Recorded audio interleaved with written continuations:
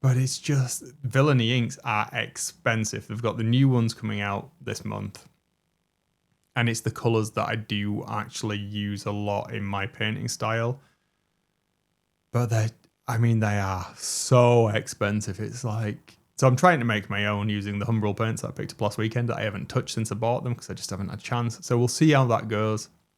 But yeah, I think I think Villainy inks are prohibitively expensive.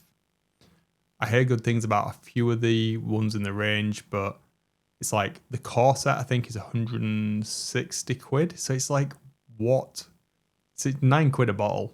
And then the new ones that are coming out as well, I think they come out on Halloween, is 150 quid for the core set. That's not all of them. That is the core set. So it's just like, what? Where are you getting these prices from? And I can't warrant that. So I'm going to tentatively say that I'm going to scurry off down to Sheffield at some point in the near future to Element Games who stock them in the UK, otherwise import duty, and pick up a couple of selected ones that I really want to play with.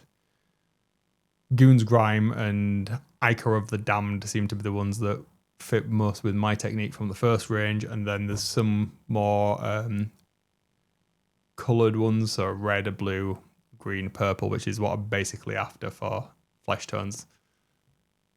And I'll pick those up. So that's still going to be like 60 quid, but 60 quid is better than 300 odd quid for the full set. It's just when you say it out loud, it's just like, damn. I think I got almost 120 Vallejo paints for 130 quid about 8-9 years ago, and I'm still using them.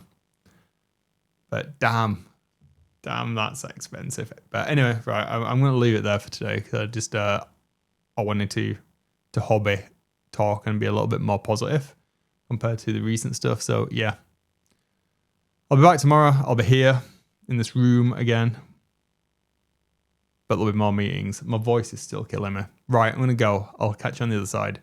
See ya.